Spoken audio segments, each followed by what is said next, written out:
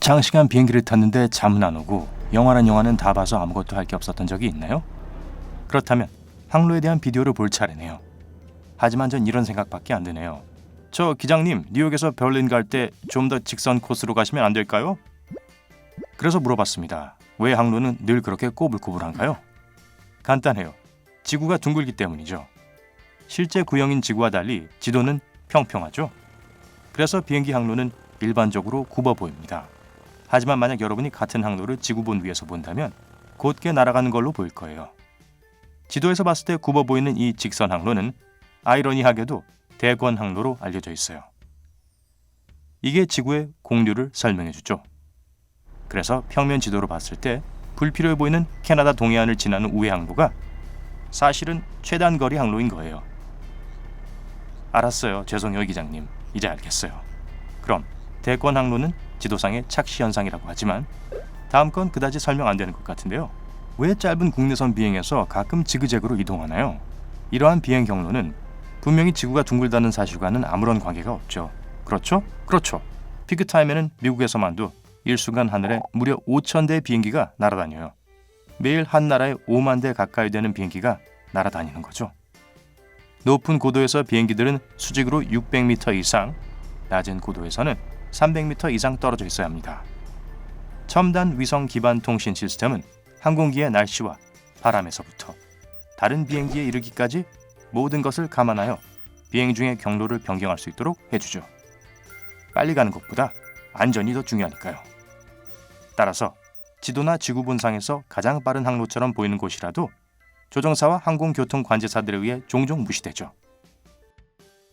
비행기가 지그재그로 움직이는 또 다른 이유는 백악관, 타지마할, 버킹엄 궁전, 디즈니랜드와 같은 비행 금지 구역 때문이에요. 이러한 금지 구역들을 순회해야 하고 그래서 직선 경로보다 조금 더 돌아가게 되죠. 비행기 모드를 제외하고 비행 중 핸드폰을 사용할 수 없는 이유는 뭔가요? 우선 최소한 미국에서는 법으로 정해져 있어요. 연방통신위원회는 네트워크 간섭을 방지하기 위해 기내 무선 장치 사용을 금지했죠. 그 이후로 전화기가 비행기의 통신과 항법 장비를 방해한다는 것을 증명할 증거는 별로 없었어요. 그렇지만 방해하지 않을 거라는 것을 입증할 만한 증거도 많지 않고요.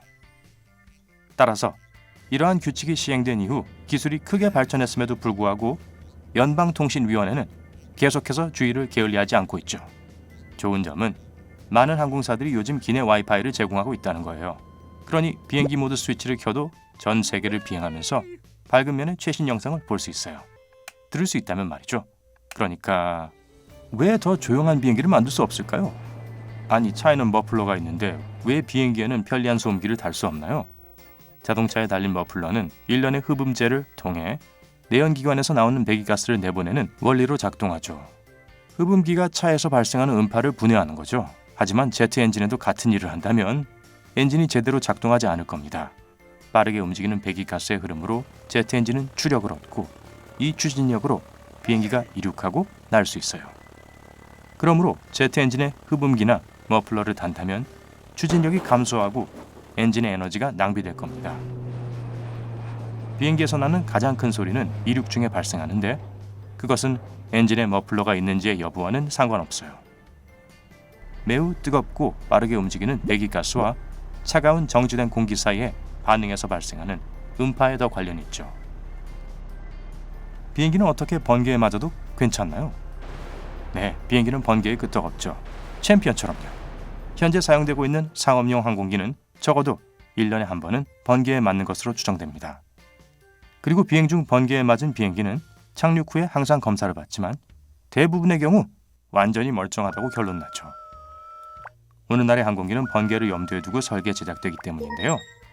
좀 더 구체적으로 말하면 비행기 제조업체들은 매우 조심스럽게 배선을 하죠.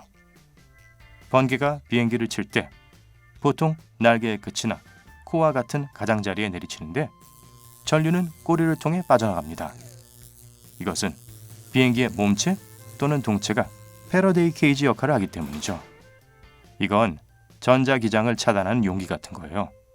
번개의 전하를 비행기 외부를 통해서 이동하게 해서 여러분이 있는 내부가 전류의 영향을 받지 않도록 보호하죠.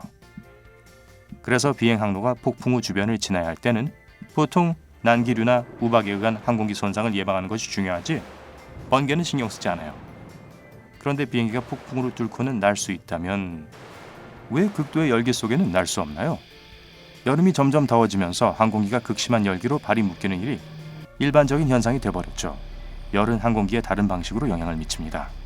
뜨거운 공기는 찬 공기만큼 밀도가 높지 않기 때문에 날개에서 만들어지는 양력이 줄어들죠. 그래서 날씨가 더울수록 비행기가 이륙하는 속도가 빨라야 하고 그 때문에 더 긴 활주로가 필요하죠. 그런데 이런 날씨에 사용할 수 있는 활주로는 한정되어 있으니까 남아있는 유일한 선택지는 일단 지상에 머물러 있는 겁니다. 게다가 내부 전자제품 문제도 있는데 평균적인 날씨에도 뜨겁게 과열되기 때문이죠. 그리고 40도가 넘는 고온을 더하면 전자기기들은 고장나기 쉽습니다. 네, 그러니 더운 날에는 비행기가 연착될 수도 있어요. 왜 비행기에는 승객을 위한 낙하산이 없나요? 이건 정당한 질문이라고요. 아니, 산소 마스크도 있고 부유장치인 좌석 쿠션도 있잖아요. 하지만 수천 미터 상공에서 부유장치가 무슨 소용이 있겠어요? 그렇지만 낙하산도 큰 도움이 되지 않을 거예요. 스카이다이버들은 보통 2,400에서 4,000m 상공에서 시속 130에서 180km 사이의 속도로 이동하는 비행기에서 뛰어내립니다. 반면 상업용 제트 여객기는 순항고도인 1,600m 상공에서 시속 965km의 속도로 비행하죠. 숫자만 봐도 왜 낙하산이 여객기에서 별로 도움이 되지 않는지 알 수 있겠죠? 게다가 대부분의 승객들은 비상구 위치를 알려주는 비행 전 안전지침에 주의를 기울이지 않죠. 그러니 안전지침에 낙하산 훈련 부분이 있다면 어떻게 진행될지 상상할 수 있겠죠. 마지막으로 무게 문제도 있어요. 낙하산 장비는 무거운데요. 1인당 한 세트가 필요하다면 승객들이 탈 수 있는 공간도 훨씬 적어질 거예요. 물론 어떤 법도 비행 시 낙하산 소지를 금지하진 않아요.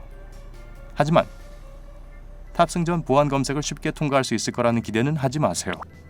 비행기를 왜 더 넓게 만들 수는 없나요? 만약 이코노미석을 탄다면 제 말이 무슨 뜻인지 알 거예요. 다리 뻗을 공간도 거의 없다시피 하고 팔걸이에 팔을 올리면 옆 사람의 개인 공간을 침해한 것처럼 느껴지니까요. 게다가 앞에 앉은 사람이 자리를 뒤로 젖히는 것까지 말해 뭘 하겠어요. 아, 네. 스크린을 바로 코앞에 두고 영화를 보는 거 참 좋죠. 통로도 바비 인형이나 지나갈 수 있죠. 제 팔꿈치한테 물어보세요. 음식 카트에 몇 번이나 부딪혔는지 셀 수가 없어요. 그 공간에 조그마한 좌석들을 최대한 많이 넣으려고 하는 것 같죠? 네, 바로 그래서 그런 거예요. 많은 것과 마찬가지로 모든 것은 머니, 돈으로 귀결됩니다. 좌석을 더 많이 넣을수록 더 많은 승객을 태울 수 있다는 걸 의미하고 승객이 더 많다는 것은 표가 더 많이 팔렸다는 거니까요. 항공권이 더 많이 팔리면 항공사의 호주머니에 돈이 더 많이 들어간다는 뜻이고 항공사들은 좌석이 많기 때문에 비행기표 가격을 낮게 유지할 수 있다고 얘기합니다. 왜냐하면 연료, 유지보수, 직원급여와 같은 것에 대한 비용을 더 많은 사람들이 나누어 낼 수 있기 때문이죠. 그치만 레그룸은 조금만 더 주시면 안 될까요? 비행에 관한 또 다른 궁금증이 있나요? 아래 댓글로 알려주세요. 오늘 새로운 걸 배웠다면 이 영상에 좋아요를 누르고 친구와 공유하세요. 여러분이 좋아할 만한 다른 영상이 기다리고 있습니다. 왼쪽, 오른쪽 중 하나를 클릭하고 즐겁게 감상하시기만 하면 돼요. 밝은 명과 함께하세요.